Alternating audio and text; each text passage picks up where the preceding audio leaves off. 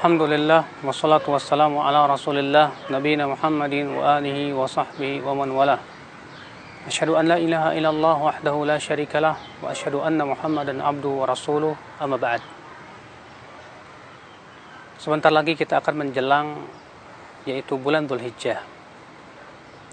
Ada sebuah perkara atau sebuah keutamaan yang sangat besar sekali yang hendaknya kita bergembira dengannya. Apa itu? Yaitu 10 awal bulan Dzulhijjah. Ini sebuah kesempatan yang sangat agung, kesempatan yang sangat emas sekali untuk kita meraih keutamaan pahala yang sangat besar, mendulang pahala sebanyak-banyaknya. Kenapa demikian? Karena Rasulullah SAW mengabarkan dalam hadisnya yang sahih bahwa hari-hari 10 awal bulan Dzulhijjah itu hari yang sangat utama beramal saleh. Beliau bersabda, "Ma min ayyamin", tidak ada hari-hari, "al-amalus salihu fihi ahabbu ilallah min hadhil ayyam al-ashr". Tidak ada hari-hari yang amalan saleh lebih dicintai oleh Allah dari 10 awal bulan Dzulhijjah. Insyaallah Rasulullah mengatakan tidak ada hari-hari yang amalan saleh lebih dicintai oleh Allah dari 10 awal bulan Dzulhijjah ini. Luar biasa. Oleh karena itu banyak para ulama ketika menafsirkan firman Allah, wal fajri walayalin ashr, demi waktu fajar dan demi 10 malam, bahwa yang dimaksud dengan 10 malam di sini adalah yaitu 10 awal bulan Dzulhijjah. Subhanallah, betapa besar dan betapa agungnya akhal Islam azakumullah, kesempatan yang sangat luar biasa ini untuk banyak beramal saleh di hari-hari seperti itu. Lalu apa amalan saleh yang bisa kita amalkan di hari-hari itu? Yang pertama adalah bertakbir. Adalah Ibnu Umar dan Abu Hurairah radhiyallahu an. Mereka apabila idza dakhala al-ashru, apabila telah masuk bulan 10 awal bulan Dzulhijjah, ya mereka pun bertakbir. Bahkan mereka pergi ke pasar sehingga orang-orang pun ikut bertakbir. Akhirnya Mina pun ya penuh dengan pasar pun penuh dengan gema bertakbir. Subhanallah. Maka kita banyak bertakbir karena takbir pada waktu itu ya kata para ulama ada 2 macam.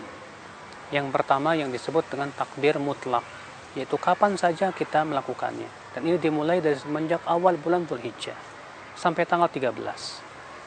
Yang kedua yaitu takbir muqayyad. Apa itu takbir muqayyad? Yaitu takbir yang dimulai yang dilakukan setelah sholat berjamaah atau sholat berjamaah, sholat fardu.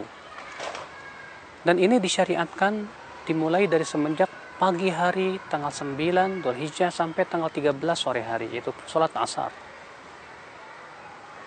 Kemudian di antara amalan saleh yang lainnya yang bisa kita amalkan pada waktu itu ya akhal Islam azakumullah, berpuasa. Memang para ulama berbeda pendapat apakah boleh kita berpuasa 10 hari dari tanggal 1 sampai tanggal 9. Namun pendapat yang kuat insyaallah diperbolehkan.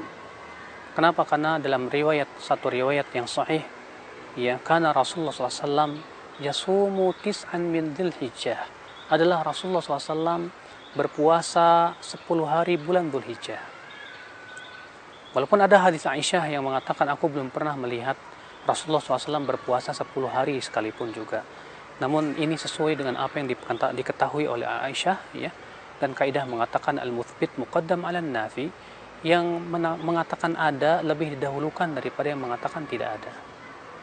Terlebih akhi puasa hari Arafah, di mana puasa hari Arafah sangat dianjurkan bagi mereka yang tidak berhaji dan pahalanya besar sekali.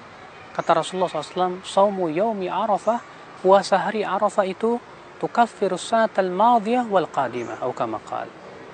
Bahwa puasa hari Arafah itu bisa menggugurkan dosa-dosa tahun yang telah lalu dan tahun yang akan datang. Kalau begitu kesempatan emas untuk kita melakukan dan berlomba-lomba untuk puasa hari Arafah ini ya akhal Islam azakumullah. Kemudian di antara amalan yang lain yang bisa kita amalkan pada waktu itu yaitu ibadah kurban, yaitu menyembelih kambing. Itu pada tanggal 10 bulan Dzulhijjah. ia adalah merupakan sembelihan yang agung. Ya, yang Allah menyebutkan dalam Al-Quran, ya dalam firman-Nya wa fadainahu bidzibhin azim, dan kami gantikan dengan sembelihan yang agung, yang besar. Allah mengatakan ini adalah sembelihan yang besar. Dan subhanallah, yang diinginkan daripada ibadah menyembelih bukan dagingnya, akhi. Ya, akan tetapi yang diinginkan adalah ibadah menyembelihnya itu. Makanya Allah mengatakan la yanalallahu luhumuha wala dima'uha walakin yanaluhu taqwa minkum. Tidak akan sampai kepada Allah daging dan darahnya, akan tetapi sampai kepada Allah yaitu ketakwaan dari kalian. Yang diinginkan adalah yaitu ibadah menyembelihnya, karena menyembelih itu adalah ibadah yang agung di sisi Allah. Sebagaimana Allah berfirman, qul inna salati wa nusuki wa mahyaya wa mamati lillahi rabbil alamin. Katakan, sesungguhnya salatku, nusukku. Apa itu nusuk? Apa itu nusuk? Sebagian ulama mengatakan nusuk artinya dzabihati, yaitu sembelihanku. Katakan, sesungguhnya salatku, sembelihanku, hidupku dan matiku hanya untuk Allah Rabbul Alamin. Ini menunjukkan betapa besarnya ibadah menyembelih kurban itu. Orang yang diberikan oleh Allah keluasan harta, tapi ia tidak mau berkorban, kata Rasulullah, fala yaqrabanna musallana. Jangan ia mendekati musola kami. Artinya, ya tercela orang yang punya kemampuan, kemudian ia tidak berkorban. Padahal kurban itu sesuatu yang luar biasa di sisi Allah Subhanahu wa taala. Adapun hadis yang mengatakan bahwasanya ya orang yang berkorban nanti ia akan melewati jembatan Sirat dengan menunggangi hewan kurbannya. Ya, maka ini semua adalah hadis-hadis yang tidak ada asalnya dari Rasulullah SAW. Kemudian di antara amalan yang bisa kita amalkan pada 10 awal bulan Dzulhijjah, bersedekah. Kita memperbanyak sedekah. Terlebih sedekah besar pahalanya di sisi Allah Subhanahu wa taala. Allah Subhanahu wa taala menyebutkan di dalam Al-Qur'an, dalam surat Al-Baqarah, bahwa orang yang berinfak, yang bersedekah itu diberikan oleh Allah pahala 700 kali lipat. Subhanallah. Disebutkan juga dalam hadis yang sahih, kata Rasulullah SAW, idza anfaqar rajul bi'adli tamratin min kasbin tayyib. Apabila seseorang berinfak dengan sebutir kurma dari usaha yang halal, taqabbalallahu biyamini. Allah akan terima dengan tangan kanannya. Fayurabbiha. Lalu ia pun kemudian Allah pun mengembangkan sedekahnya hatta takuna mithlal jabal, sehingga menjadi sebesar gunung. Bayangkan, akhi, ya, sedekahnya dengan satu butir kurma dengan menjadi sebesar gunung. Kalau begitu betapa besarnya pahala sedekah. Maka di saat itu kita banyak-banyak bersedekah. Demikian pula kita banyak berzikir kepada Allah, bertasbih, bertahlil, bertahmid. Dan di hari-hari itu memang sangat dianjurkan sekali banyak-banyak berzikir kepada Allah. Ya, sebagaimana Allah berfirman, wadhkurullaha fi ayyamin ma'dudat. Berzikirlah kamu kepada Allah di hari-hari yang terhitung. Sebagian ulama menafsirkan bahwa yang dimaksud dengan ayat itu adalah 10 awal bulan Dzulhijjah. Ikhwata Islam, a'azakumullah. Seorang mukmin ketika diberikan oleh Allah kesempatan yang besar seperti ini, dia bergembira. Seorang mukmin melihat kesempatan yang emas seperti ini, dia pun merasa ya dia harus siap-siap menghadapinya. Karena bagi seorang mukmin tidak ada yang lebih indah daripada ketaatan kepada Allah. Makanya kata Rasulullah SAW, man sarrathu hasanatuhu wa asa'athu sayyi'atuhu fahuwa mu'min.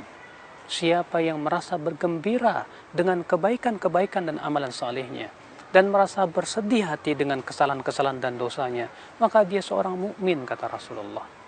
Ya, seorang mukmin melihat kesempatan yang besar seperti ini, dia tidak akan menyia-nyiakan. Dia ingin berusaha untuk beramal saleh untuk mendapatkan surga yang paling tinggi di sisi Allah Subhanahu wa taala. Maka dari itu ya akhi, mari kita gunakan kesempatan 10 awal bulan Dzulhijjah ini untuk banyak berzikir kepada Allah, untuk banyak beramal saleh, untuk banyak bertakbir.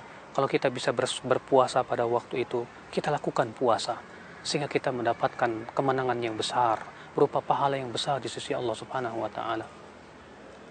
Aku qouli hadza subhanakallah bihamdik asyhadu an la ilaha illa anta astaghfiruka wa atubu ilaik. Wassalamualaikum warahmatullahi wabarakatuh. Roja TV, saluran tilawah Al-Quran dan kajian Islam.